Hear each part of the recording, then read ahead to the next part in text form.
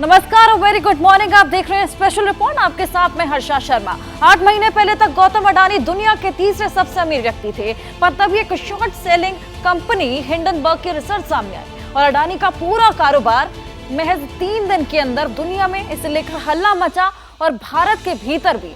आज सुबह ब्रिटेन से प्रकाशित 2 अखबारों फाइनेंशियल टाइम्स और द गार्जियन में अडानी ग्रुप को लेकर एक और धमाका किया गया। इसका असर भारत की राजनीति से लेकर शेयर बाजार तक साफ देखने को मिला। My young friends, today is indeed inspiring.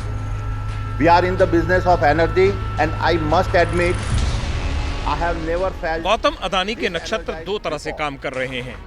एक तरफ उनकी मलकियत दिन दूनी रात चौगनी तेजी से बढ़ रही है, दूसरी तरफ विवाद है कि एक के बाद एक उनका पीछा नहीं छोड़ रहे। पहले हिंडनबर्ग का रिसर्च आया था और अब ये organised crime and corruption reporting project की रिपोर्ट आई है, जो गार्डियन और फाइनेंशियल टाइम्स ने प्रमुखता से छापी है। रिपोर्ट में कहा गया है कि कंपनी से जुड़े लोग ही गुप्त तरीके से अपने ही शेयरों में पैसा लगा रहे हैं। इसमें एक नाम गौतम अडानी के भाई विनोद का है, एक चीनी और एक मिडिल ईस्ट के शख्स का नाम है। OCCRP की इस रिपोर्ट में अडानी ग्रुप पर मॉरिशस के रास्ते लेन देन करने का आरोप है। दावा है कि अडानी ग्रुप से जुड़े लोगों ने अपनी कंपनियों के जरिए अपने ही शेयर खरीदे। 2013 से 2018 के बीच गुपचुप तरीके से लेन देन हुआ। OCCRP का दावा है कि ट्रांजैक्शन डिटेल्स खंगाली हैं, जिसमें विदेशी कंपनियों के जरिए अडानी ग्रुप के शेयर खरीद फरोख्त के सबूत मिले हैं। अडानी समूह ने इस खबर का अपनी तरफ से खंडन किया है और बयान जारी किया है। अडानी ग्रुप ने इसे विदेशी मीडिया के एक समूह की साजिश कहा है। हिंडनबर्ग के आरोपों की आग को फिर से हवा देने की कोशिश बताया है और OCCRP ने जो आरोप लगाए हैं उस पर सुप्रीम कोर्ट अडानी ग्रुप के पक्ष में फैसला सुना चुका है।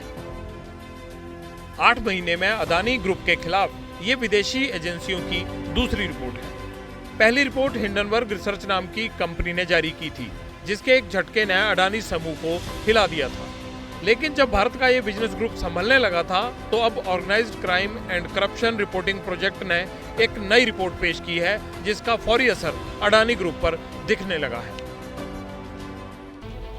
भारत की राजनीति में अडानी को लेकर सवाल पहले से पूछे जा रहे हैं। संसद से लेकर सड़क तक आज कांग्रेस नेता राहुल गांधी ने प्रेस कॉन्फ्रेंस में इस खबर के जरिए गौतम अडानी पर सवाल तो खड़े किए ही प्रधानमंत्री मोदी को भी घेरने की लगातार कोशिश की। $1 बिलियन हिंदुस्तान से अडानी जी की कंपनी के नेटवर्क के थ्रू अलग अलग देशों में गया और फिर वापस आया।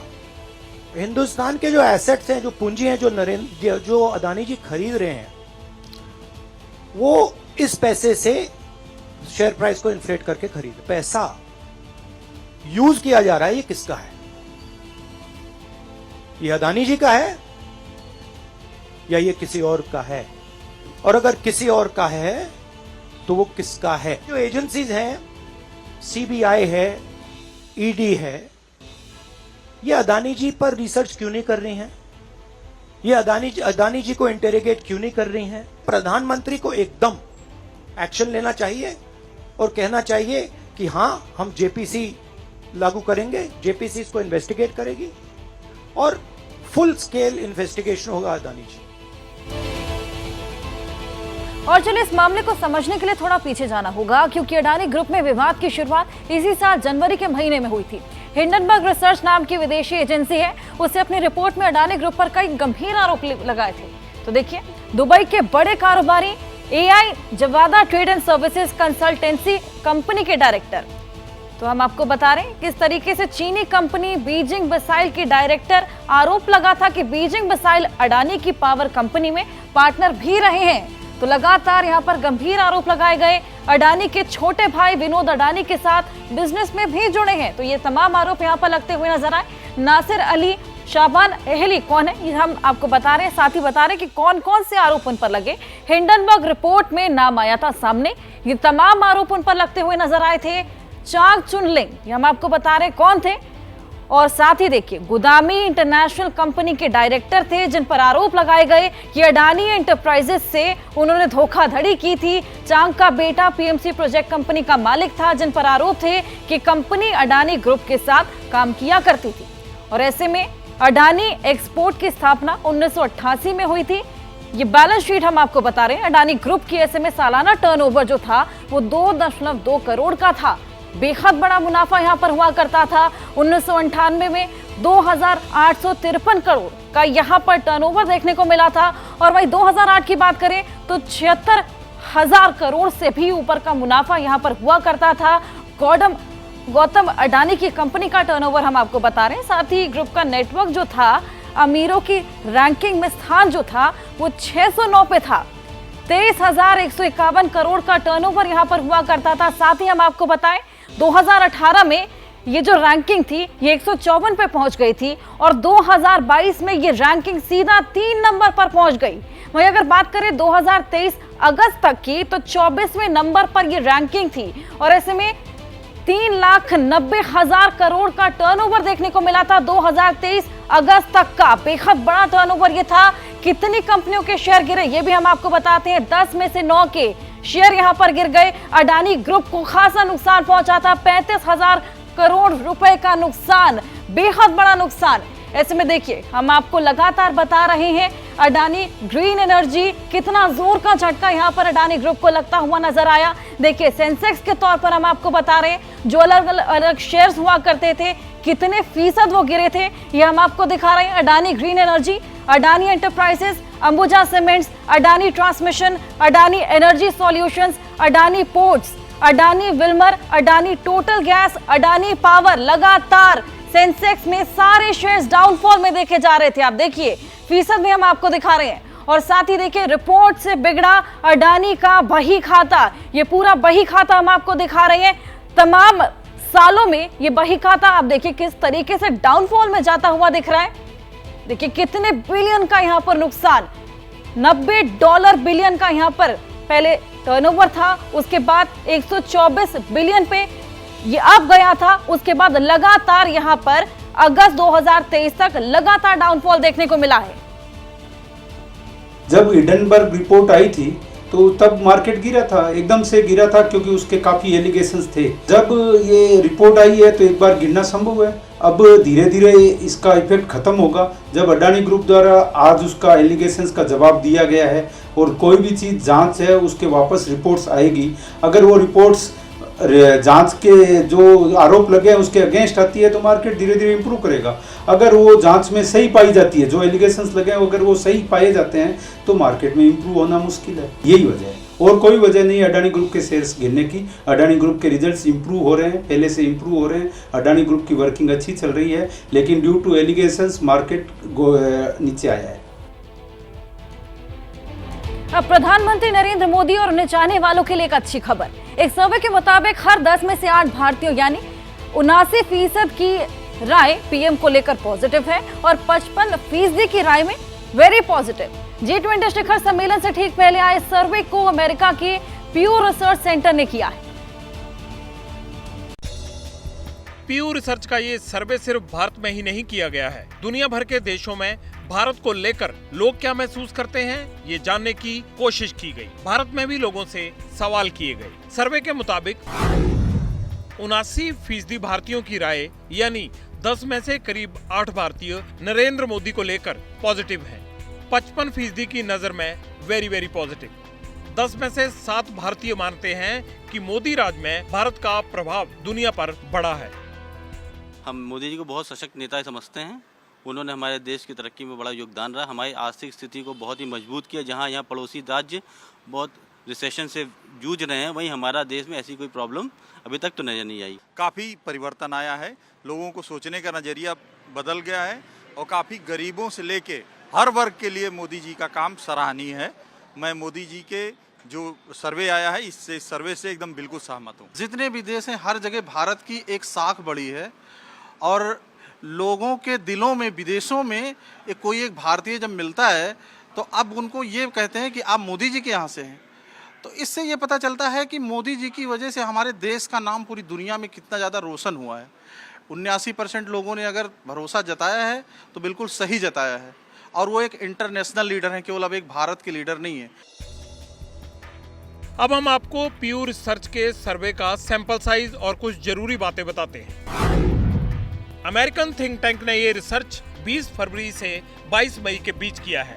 भारत के अलावा 23 देशों के 30,861 नागरिकों को सर्वे में जोड़ा गया। भारत के बाहर की बात करें तो पीएम मोदी को सबसे ज्यादा 60% पॉजिटिव रिव्यू केन्या से मिले, जबकि अर्जेंटीना में ये आंकड़ा सिर्फ 12% का है। ब्राजील के अलावा अमेरिका में भी मोदी को लेकर भरोसा थोड़ा कम दिखलाई पड़ा। वहाँ 21% लोगों का रिस्पांस मोदी को लेकर पॉजिटिव था। अगर भारत के संदर्भ में बात करें तो सर्वे में 23 देशों के 46% वयस्कों ने भारत के बारे में अनुकूल दृष्टिकोण दिखाया है, जबकि 34% का विचार भारत को लेकर प्रतिकूल है। और इस प्रतिकूल विचार की सबसे बड़ी जड़ छिपी है यूरोप में। यूरोप में भारत के लिए नेगेटिव ओपिनियन का ग्राफ बढ़ा है। ऐसा क्यों है? सर्वे में इसका भी जवाब है। दरअसल भारत और रूस की मजबूत दोस्ती यूरोप को पसंद नहीं आ रही। 22 देशों में रूस को सिर्फ 14% पॉजिटिव रिव्यू मिले, जबकि रूस में भारत को लेकर 57% लोगों का जवाब पॉजिटिव था। साफ है, मोदी और पुतिन की केमिस्ट्री यूरोप को रास नहीं आ रही। भारत को सबसे ज्यादा पॉजिटिव रिस्पांस इजराइल से मिला है, जो 71% है। मेरा मानना है कि पूरे वर्ल्ड में मोदी जी का पूरा वर्चस्व है। मेरा पूरा मोदी जी के कारण पूरा वर्ल्ड झुक रहा है, अभी झुका हुआ है। अभी हमारे यहाँ G20 का बैठक हो रहा है, सारे जगह के लोग यहाँ आ रहे हैं। ये मोदी जी का प्रभाव ही है। बहुत सालों बाद इस तरह के प्रधानमंत्री मिले हैं हमें, हमारे देश को, ये तो गौरव की बात है। तो इनके पास जो विजन है वो 10 सालों में दिखा है हम लोगों को। नरेंद्र मोदी हमारे देश के सबसे लोकप्रिय नेता हैं और विदेश में भी उनकी लोकप्रियता बहुत बनी हुई है। उनके बारे में कौन क्या कहते हैं मुझे नहीं पता, लेकिन हमारे लिए वो सबसे लोकप्रिय नेता है।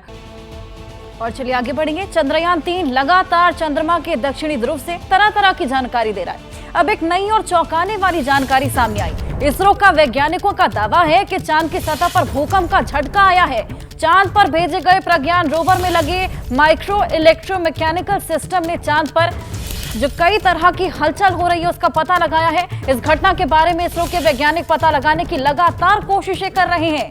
तो भूकंप के झटके चांद पर आए, चंद्रमा की सतह पर कंपन रिकॉर्ड की गई है। चंद्रयान 3 ने ये कंपन रिकॉर्ड की है। साथ ही इसरो के वैज्ञानिकों का दावा है कि चांद की सतह पर भूकंप का झटका देखने को मिला है।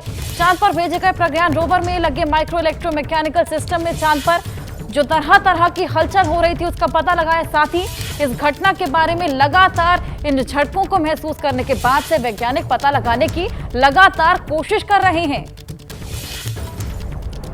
तो यह जानकारी चंद्रयान 3 से भेजी गई। चांद की सतह पर भूकंप के झटके महसूस किए गए हैं। चौंकाने वाली जानकारी सामने आई है।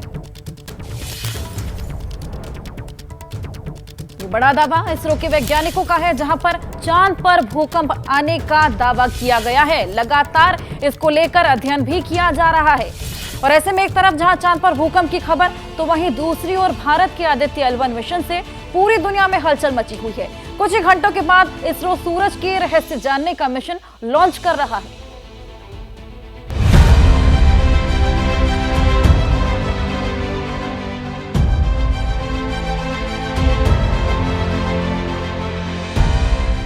चांद के रहस्यों से पर्दा उठाते रोवर प्रज्ञान की ये सबसे लेटेस्ट तस्वीर है। रोवर प्रज्ञान चांद के साउथ पोल रीजन में चहलकदमी कर रहा है, चांद की नई जानकारियां जुटा रहा है।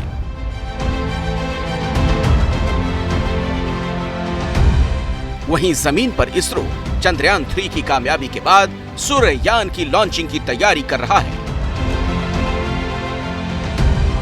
सूरज की स्टडी के लिए सूर्ययान आदित्य L1 मिशन को शनिवार यानी 2 सितंबर को लॉन्च करेगा। आदित्य L1 सूरज की स्टडी के लिए पहली भारतीय अंतरिक्ष ऑब्जर्वेटरी होगी। बड़ी खबर का रुख आपको करवाते हैं। G20 शिखर सम्मेलन से पहले विश्व के अलग अलग देशों से आ रहे अतिथियों का स्वागत करने के लिए भारत पूरी तरह तैयार है। और इसी बीच लगातार सिक्योरिटी को लेकर दिन रात मॉक ड्रिल भी किया जा रहा है। देखिए तस्वीरें भी हम आपको दिखा रहे हैं किस तरीके से चप्पे चप्पे पर सिक्योरिटी और साथ ही दिन रात मॉकड्रिल की जा रही है ताकि किसी भी तरीके से सुरक्षा को लेकर, सुरक्षा के लिहाज से कोई भी चूक देखने को ना मिले।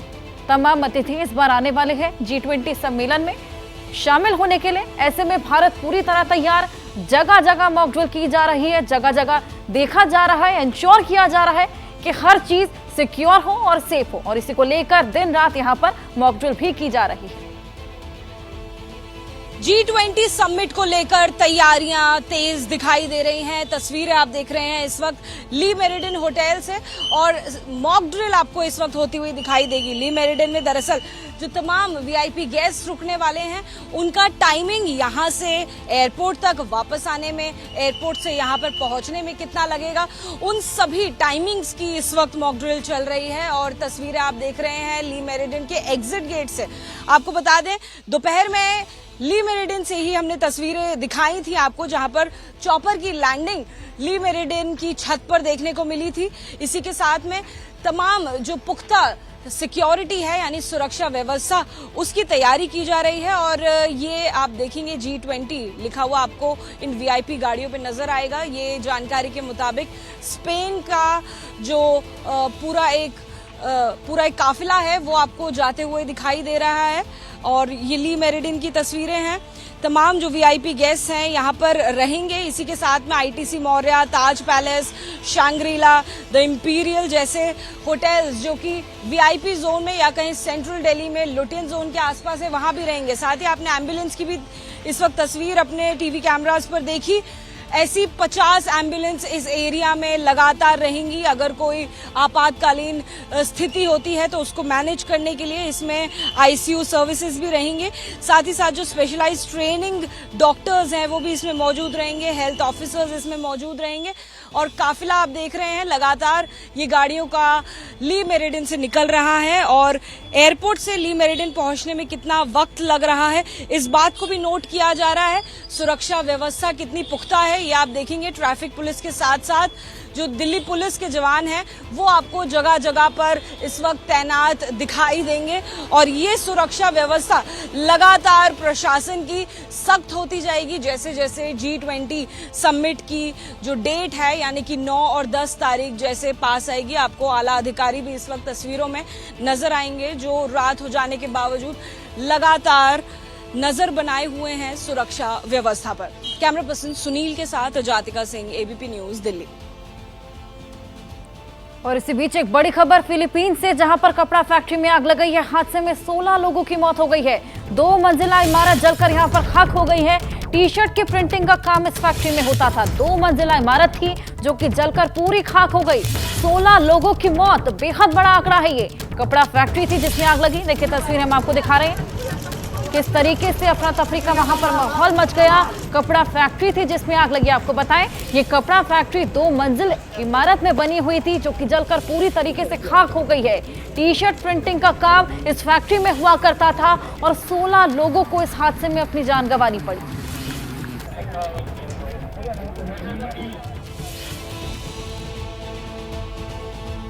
वहीं पाकिस्तान में पेट्रोल डीजल के दाम बढ़ गए। पेट्रोल में लगभग 15 रुपए का इजाफा हुआ है। डीजल के दाम 18 रुपए 44 पैसे बढ़े हैं। ऐसे में चीनी के बाद पेट्रोल डीजल की कीमतों में आग उगलना शुरू कर दिया है। लोगों की मुश्किलें और ज्यादा बढ़ गई हैं। पहले ही यहां पर हम देख रहे हैं किस तरीके से इन्फ्लेशन के दौर से गुजर रहा है और पेट्रोल डीजल के दाम भी अब बढ़ गए हैं। पेट्रोल में लगभग 15 रुपए का इजाफा यहां पर देखने को मिल रहा है। डीजल के दामों की बात करें 18 रुपए 44 पैसे बढ़ गए हैं। 18 रुपए 44 पैसे का इजाफा। चीनी के बाद अब पेट्रोल डीजल की कीमतें बढ़ने से लोगों की परेशानियां और ज्यादा बढ़ गई हैं।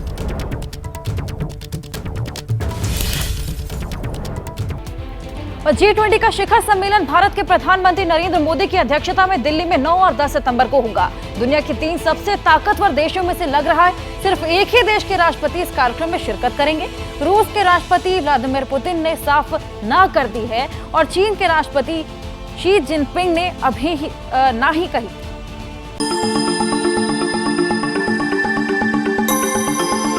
प्रगति मैदान में होने वाले इस सम्मेलन में सिर्फ अमेरिकी राष्ट्रपति जो बाइडेन ही शामिल नहीं होंगे, बल्कि भारत की मेजबानी में हो रहे इस आयोजन में शायद पहली बार इतने सारे राष्ट्राध्यक्षों का जमावड़ा दिल्ली में लग रहा है।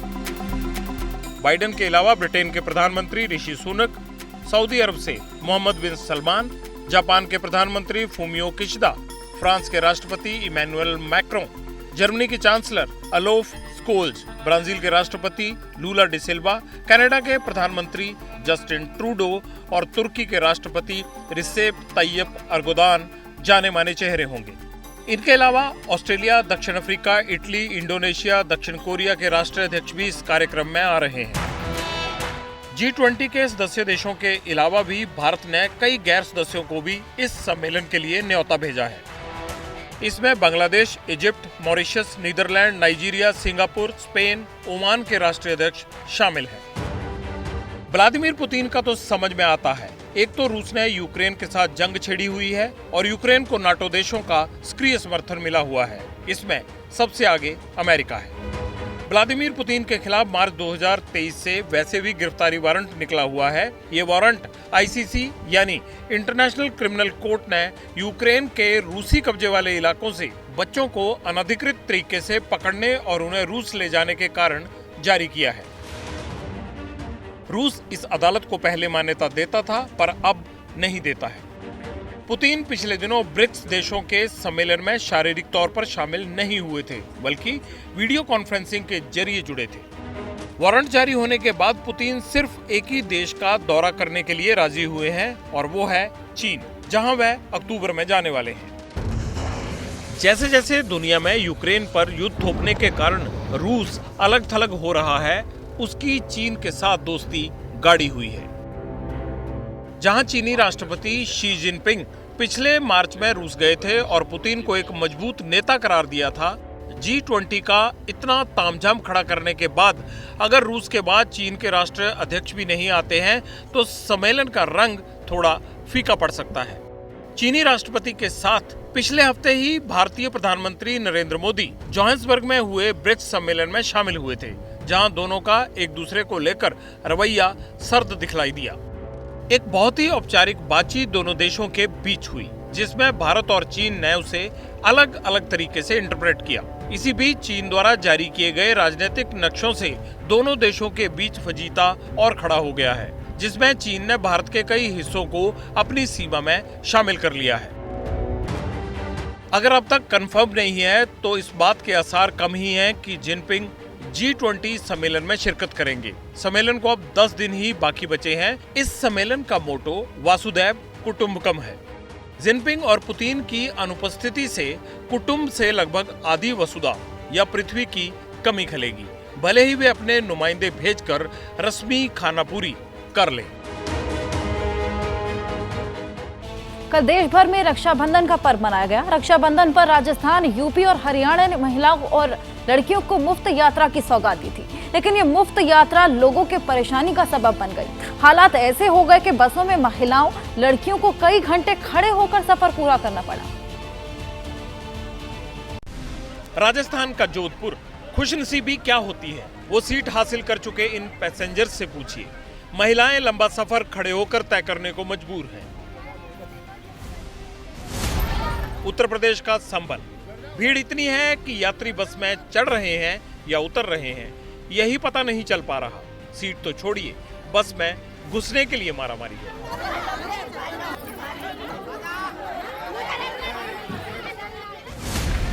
हरियाणा का जींद, ऐसा लग रहा है कि इस बस स्टॉप से जाने वाली ये आखिरी बस है और यात्री तेज धावक उसैन बोल्ट बनकर बस को पकड़ने के लिए दौड़ लगा रहे हैं। देश के 3 सूबे और 4 जिलों का हाल देखिए। त्योहार के दिन यात्रा दूभर हो गई, गर्मी ने हालत खराब कर दी। तीनों राज्यों से आई इन तस्वीरों से एक बात कॉमन है। रक्षाबंधन को देखते हुए 30 और 31 अगस्त यानी 2 दिन लड़कियों और महिलाओं को राज्य सरकार की ओर से परिवहन निगम की सभी बसों में मुफ्त यात्रा का तोहफा मिला। मुफ्त यात्रा का ऐलान सहूलियत की जगह मुसीबत लेकर आया। बस स्टेशनों पर आम दिनों के मुकाबले कहीं ज्यादा भीड़ लगी। महिलाओं को बस में घुसने के लिए दौड़ना, भागना और जोर लगाना पड़ा। इसलिए क्योंकि यात्रा मुफ्त थी, सीट नहीं, सीट पर तो जो पहले आया वो बैठ गया। ताज्जुब की बात तो यह है कि महिला यात्री ही इंतजाम से सबसे ज्यादा परेशान दिखी। के राज में क्या फ्री का मतलब ये होता है इंसान मर जाएगा ना। क्या हो गया आपको? होगा, सीट ही नहीं मिल रही अब लेडीज को। बच्चे बाहर खड़े हैं, सारे जेंट्स भर गए, लेडीसा खड़ी है। हम जा रहे हैं फलोदी राखी बांधने भाइयों के लिए। अभी जब फर्स्ट बार आए थे तो जगह नहीं मिली थी, सब जेंट्स बैठ के गए थे, लेडीज खड़ी गई है। और इसी में 20 बस में भी यही हालत है कि लेडीज खड़ी है और जेंट्स बैठे हैं। बूढ़ी बूढ़ी औरतें खड़ी है यहाँ पे और सब जन जवान जो यहाँ बैठे, फिर मतलब क्या उनका? फ्री का क्या मतलब? वैसे तो हम भी वैसे भी जा सकते पैसे देके, ऐसा थोड़ी ना कि हम नहीं जा सकते इसके अंदर। अब सवाल है कि मुफ्त का सफर किस काम का, जब सिस्टम यात्रियों का बोझ ही नहीं झेल सकता, अव्यवस्था फैल जाती है, तो ऐसी घोषणाएं क्यों की जाती हैं? हम राज्य सरकारों के बस ट्रांसपोर्ट की ताकत के आंकड़ों को समझाएंगे। उससे पहले ये जान लीजिए कि देश में कहां-कहां महिलाओं के लिए फ्री बस सेवा जैसी सुविधा है। कर्नाटक, दिल्ली, तमिलनाडु और पंजाब में महिला पैसेंजर्स को रोडवेज बसों में यात्रा मुफ्त है। केरल में ये छूट सिर्फ महिला मछली विक्रेताओं को है, जबकि रक्षाबंधन के मौके पर यूपी, उत्तराखंड, हरियाणा, हिमाचल और राजस्थान में महिलाओं को फ्री यात्रा की सौगात मिली। एमपी और गुजरात के अधिकतर शहरों में सिटी बस महिलाओं के लिए मुफ्त कर दी गई। ऐसे बस ना रोक रहे, अरे पैसे भी ले ले, बैठा लो। कितनी देर से इंतजार कर रहे हो आप लोग? हमें होगा 2 घंटे वहाँ से आए, चुंगी पर रोकी बस है, फिर हाकू भाज के आए। फ्री का मतलब ये नहीं है कि तुम बस को देर से रवाना करो, टाइम टू टाइम ले जाना चाहिए। टाइम हो गया और अब फुल तो पैक हो चुकी है, फिर कितना लेके जाओगे बरा के अंदर? कहाँ जगह है? हम सब खड़े हैं। एक कहावत है कि सड़कों पर संभल कर चलना, कदम कदम पर मौत खड़ी है। इसके बावजूद भी लोग सबक लेने को तैयार नहीं होते। कोई बिना देखे सड़क को पार करने लगता है तो कोई बिना देखे बीच सड़क पर अपना वाहन दूसरी ओर मोड़ देता है, जिसका नतीजा होता है हादसा, जिसमें लोगों की जिंदगी भी चली जाती है। कैसे, देखिए रिपोर्ट। मध्य प्रदेश का सिंगरौली, वक्त दोपहर 1:11। अगले 10 सेकंड में आप जो देखने जा रहे हैं वो लापरवाही की हद है और दर्द की इंतहा। शक्तिनगर बनारस हाईवे पर चल रहे इस बाइक सवार पर गौर करिए। इनकी पहली गलती ये है कि बिना हेलमेट के ये बाइक चला रहे हैं। इन्हें सड़क के दूसरी तरफ जाना है। एक हाथ से बाइक संभाले हैं और दूसरे हाथ से पीछे आ रही गाड़ी को दाएं मुड़ने का सिग्नल दे रहे हैं। इस बात से बेखबर हैं कि एक बुलेरो रॉन्ग साइड से उनकी तरफ आ रही है, वो भी रफ्तार से। एक लापरवाही, एक गलती कैसे मौत की वजह बन सकती है, ये वीडियो बस यही समझाने के लिए आपको दिखा रहे हैं। बाइक को पीछे आ रही कार ने टक्कर मारी। बाइक सवार उछलकर सड़क पर गिर गया। हेलमेट नहीं पहना था, सिर सड़क पर जा टकराया। इसके बाद टक्कर मारने वाली कार रॉन्ग साइड आ रही बुलेरो गाड़ी से भिड़ गई। एक्सीडेंट इतना भीषण था कि दोनों गाड़ियां बुरी तरह डैमेज हो गई। इस बाइक को 58 साल के राजेंद्र प्रसाद चला रहे थे, जिनकी इलाज के दौरान अस्पताल में मौत हो गई। जिस कार से राजेंद्र प्रसाद की बाइक टकराई थी, उसमें बैठे मियां बीबी गंभीर रूप से घायल हो गए, जिनका इलाज पास ही के नेहरू हॉस्पिटल में हो रहा है। पब्लिक इंटरेस्ट में मैंने आपको 2020-21 के रॉन्ग साइड की वजह से जान गंवाने वालों की संख्या बताई थी। सड़क पर गलत ड्राइविंग सीधे सीधे मौत को इनविटेशन है, लेकिन लोग हैं कि समझते ही नहीं। इस भीषण हादसे में एक की जान जा चुकी है और 2 की जान पर बन आई है। कैमरे खुद गवाही दे रहे हैं कि गलती सभी की है, बाइक सवार की भी, कार ड्राइवर की भी और बुलेरो ड्राइवर को तो क्या कहें। तेज रफ्तार में एक बिजी हाईवे पर रॉन्ग साइड कैसे चल सकता है कोई? ऐसी लापरवाही समझ से परे है। और चलिए इसी बीच आपको एक बड़ी खबर बताएं। मुंबई में इंडिया गठबंधन की बैठक का आज दूसरा दिन है। सुबह 10:30 बजे गठबंधन का लोगो जारी होगा। लोगो पर सस्पेंस लगातार बरकरार था और ऐसे में आज लोगो जारी हो सकता है। आज की मीटिंग में कई अहम फैसले होने वाले हैं। गठबंधन के संयोजक पर भी सस्पेंस लगातार बरकरार है, जो कि आज साफ होता दिख रहा है। ऐसे में लोगो जारी हो सकता है। आशीष हमारे सहयोगी हमारे साथ जुड़े हैं, उनसे और जानकारी लेंगे। आशीष, आज की बैठक में क्या कुछ हो सकता है? साथ ही लोगो जिसको लेकर लगातार सस्पेंस बरकरार है, क्या आज लोगो भी जारी हो जाएगा? देखिए अच्छा, अभी इसको लेकर के तय नहीं हुआ है। कल की बैठक जो इनफॉर्मल हुई थी इंडिया अलायंस, उसमें लोगों को लेकर के कोई चर्चा नहीं हुई थी। ये बात सही है कि आज के दिन सुबह 10:15 बजे करीब ये जानकारी दी गई थी कि लोगों को जारी किया जा सकता है, इसलिए अभी उसको कम्प्लीटली हम रूल आउट नहीं कर सकते।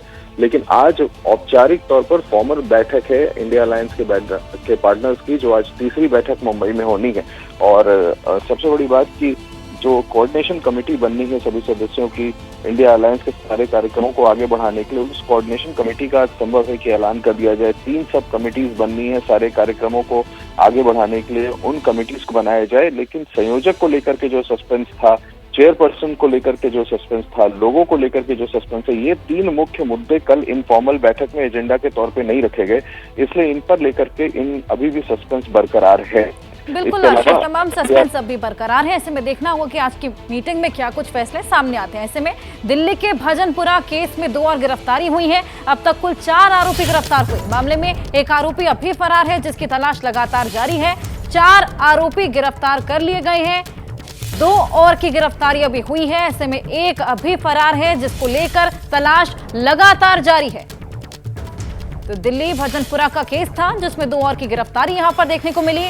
कुल 4 आरोपी अब तक गिरफ्तार हो चुके हैं, एक आरोपी अभी फरार चल रहा है, जिसको लेकर पुलिस लगातार जांच पड़ताल और छानबीन में जुटी हुई है। आरोपी सोहेल और जुबैर गिरफ्तार कर लिए गए। 2 और गिरफ्तारी यहां पर देखने को मिली, जिसको मिला के अब कुल 4 आरोपी गिरफ्तार कर लिए गए। एक आरोपी अभी फरार है, जिसको लेकर पुलिस लगातार उसकी छानबीन में जुटी है। 4 आरोपी अब तक गिरफ्तार कर लिए गए। 2 आरोपी की गिरफ्तारी अभी हाल फिलहाल हुई। 4 आरोपी कुल अब गिरफ्तार कर लिए गए हैं। दिल्ली के भजनपुरा केस से जुड़ा ये मामला था, जिसमें 4 आरोपियों की गिरफ्तारी देखने को मिली है। 2 की गिरफ्तारी अभी हाल ही में की गई, एक अब भी फरार चल रहा है। मनोज हमारे सहयोगी हमारे साथ जुड़े हैं, उनसे और जानकारी लेंगे। मनोज, 4 की गिरफ्तारी हो गई है, एक आरोपी अभी फरार है, क्या कुछ अपडेट इस मामले में? बिल्कुल, देखिए अभी तक इस मामले में 4 लोगों की गिरफ्तारी हुई है। 2 लोगों को कल ही गिरफ्तार किया जा चुका था और 2 आरोपियों को दिल्ली पुलिस की टीम ने आज गिरफ्तार कर लिया है। इसके अलावा जो एक और बचा हुआ आरोपी है, उसकी तलाश में लगातार जगह जगह पर छापेमारी की जा रही है और पुलिस का यही दावा है कि उसको भी जल्द ही गिरफ्तार कर लिया जाएगा। इसके अलावा एक चीज और आपको बताना चाहूंगा कि जो हरप्रीत का दोस्त था गोविंद, वो अब डिस्चार्ज हो चुका है हॉस्पिटल से, क्योंकि इस पूरे मामले का इकलौता चश्मदीद गवाह वही और अपने दोस्त के साथ मोटरसाइकिल पर वही बैठा हुआ था। तो फिलहाल उसके बयान भी पुलिस अब दर्ज करने की तैयारी कर रही है और पुलिस का साफ तौर पर यह कहना है कि बाकी बचे हुए 5वें आरोपी को भी जल्दी गिरफ्तार कर लिया जाएगा। बिल्कुल मनोज, बहुत शुक्रिया तमाम जानकारी के लिए।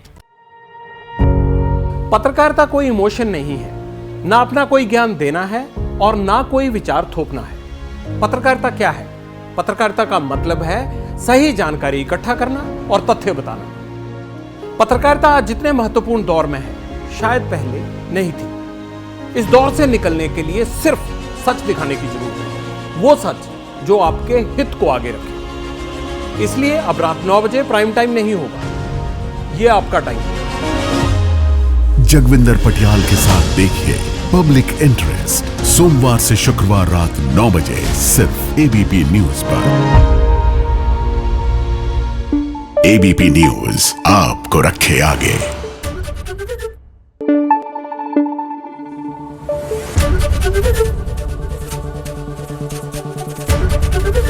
एबीपी न्यूज आपको रखे आगे।